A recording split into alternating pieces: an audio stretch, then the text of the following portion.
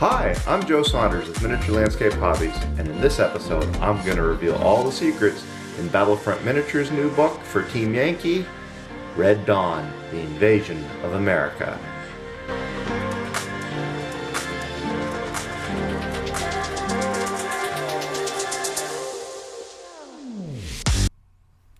I grew up in the 80s, the golden age of action movies. Commando, Rambo, and Chuck Norris were all in my regular viewing schedule. But one movie, above all others, stood out.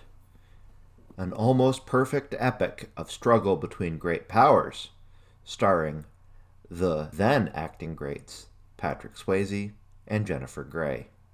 Nobody puts baby in a corner. No. I'm referring to Red Dawn. An action movie so awesome that at one time it was described as the most violent movie ever made.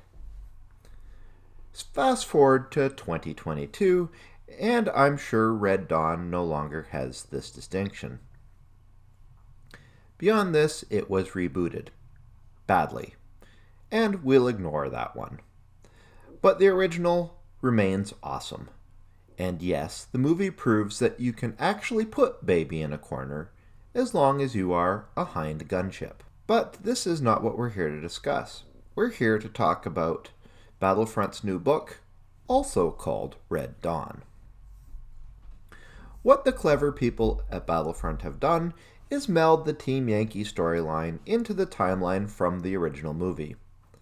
A sort of synthesis between Team Yankee and Jed and his stalwart companions as they attempt to liberate small-town America, oppressed by the evils of communism.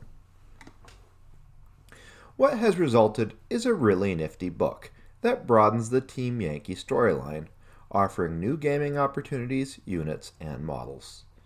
And this includes American resistance fighters.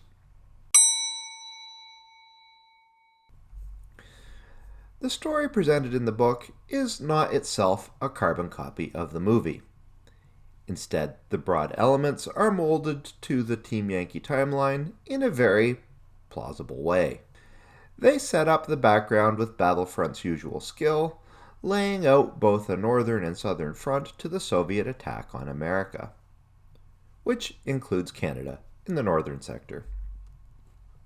The attack itself is an airborne operation, so most of the units featured in the book cover Cold War-era Soviet units, and some Cuban allies as well. We'll take a look at each in turn, so let's get to it. Please support us by subscribing on Patreon. Our subscribers receive a 5% discount on paint and building supplies from Torchlight Games, promotional products from Event Horizon Hobbies, free access to 3D print files, and a whole lot more. If you wish to make a one-time donation, click the button for Super Thanks. First up are the Soviets. The force organization chart shows us some new options. These are primarily concentrated around the WWIII Air Assault Battalion and the WWIII Afghanistan veterans. Both of these infantry types are better than typical for Soviet forces. The regular WWIII have a courage of 3 and a skill of 4+. They're also hit on a 3+.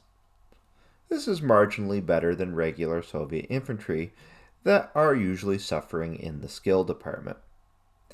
They have the parachute special rule as well. More on this later. Otherwise, their equipment is pretty standard fare for the Soviets. The Afghanistan veterans, however, are significantly more formidable. Their courage remains the same, but they go to skill 3. Most importantly, though, they're hit on a 4+. That is really significant, because with the Soviets, only the very best troops have this rating. These guys will be tough nuts to crack. But this stellar stat line also comes with an increased points cost, and a further limitation since they're only available in smaller units. These new infantry types would not be really cool though, if not for their transport options. Here we see the introduction of the BMD-1 and 2. Basically, these are super light, air-portable infantry fighting vehicles. The armaments between them are really the only thing that differs. The BMD-1 is equipped like a BMP-1, sporting a 73mm cannon and a Sager missile. The BMD-2 has the 30mm autocannon and the Spandrel missile. Both vehicles are front armor too. These aren't heavy hitters by any stretch of the imagination, but they can get a fair number on the board, and their firepower will bolster the VDV or Afghanistan veteran infantry whom otherwise might be a little undergunned in spite of their decent stats. Other new vehicles provide support to the VDV forces. The 2S9 Nona is a 120mm gun mortar carrier that can hit pretty hard in both artillery and direct fire roles. Its anti-tank rating of 20 should make it a headache for most NATO tanks that stray too close. The ASU-85 assault gun is also new. It's a fairly cheap way of adding a bigger gun to your airborne forces, though the 85mm it sports is only AT-14. The model looks cool and adds some options, but this should be going after IFVs, not tanks. The other new vehicle here is the BTR ZD 23mm AA platoon, a light AA unit to cover your VDV forces. This is a pretty light weapon, but it does have a respectable rate of fire. Since the VDV forces have to be air mobile though, this is as good as they get in formation, because heavier AA vehicles would not be suitable. From here we move on to our new tank, the T-64BV. This is basically the existing T-64, but with ERA providing an armor rating boost of 1 on the front and side. Otherwise, it has the regular Soviet stats. The T-64 is one of my personal favorites. To me, it plays like a Soviet tank should. It's not super powerful on its own, but it's economical enough to scare M1 Abrams and Leopard 2 players when the situation presents itself. The rest of the Soviet forces presented in the book are standard fare, and we've seen these in other supplements. One thing of note, though, is that the T-72B and Su-17 Fitter, which were both introduced in Warsaw Pact forces, are here too. Now we come to a selection that I didn't expect, but it is totally awesome. Airborne Assaults. This is a whole new section of rules that can be used with all the various existing Team Yankee books. It allows you to parachute in infantry and even certain vehicles for your games. It adds a new dynamic to regular play and uses some existing rules from Flames of War. But the absolute best part is the new helicopters for most nationalities. This includes the Mi-8 HIP and the CH-47 Chinook. That's just naming two. These give you some new optional transports, but they're also all large and very cool models. You'll find these going in my collection ASAP. And now we get to the Soviet support for the invasion of America and Canada. The Cubans. These are pretty decent troops by Warsaw Pact standards.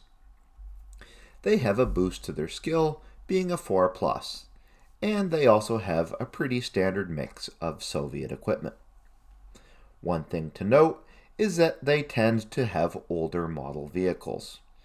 You won't find T-80s or T-64s here, but they have the ever-popular T-62 and T-55. If you want to play Cubans, plan on having high model counts. And cigars, so you can look the part. Also, they have Su-100s. Yup, straight out of Flames of War. This vehicle is so helplessly outclassed in Team Yankee. But that in itself makes it really neat.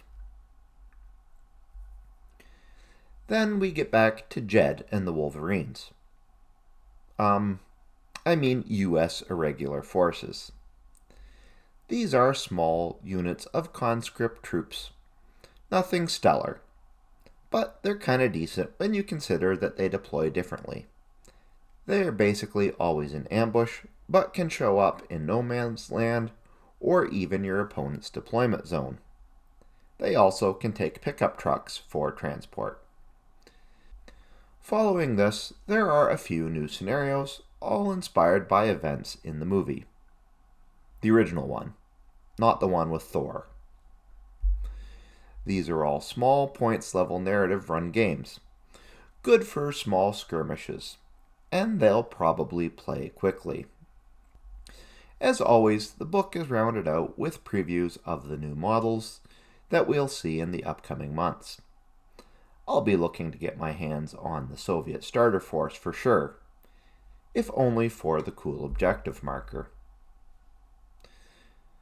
Now we're at the end, and I must say, I usually follow up with my comments on the book. But as Red Dawn has been hinted at for so long, and really is such a new and different offering from Team Yankee, I don't have much to say. I guess the only thing that I'm kind of disappointed about is that there weren't more new American units. But I don't really have a whole lot to complain about. How could I, now that I have Dirty Dancing theme models in 15mm? So, in conclusion, I think you should go out and get a copy of Red Dawn. It looks really good. And if you use it to enhance your games of Team Yankee, I can almost guarantee you'll have the time of your life. That's it for this episode. I hope you enjoyed watching it as much as I enjoyed making it. Please remember to subscribe, press the bell button so you get immediate notification on our videos, and until next time, remember to keep building life in miniature.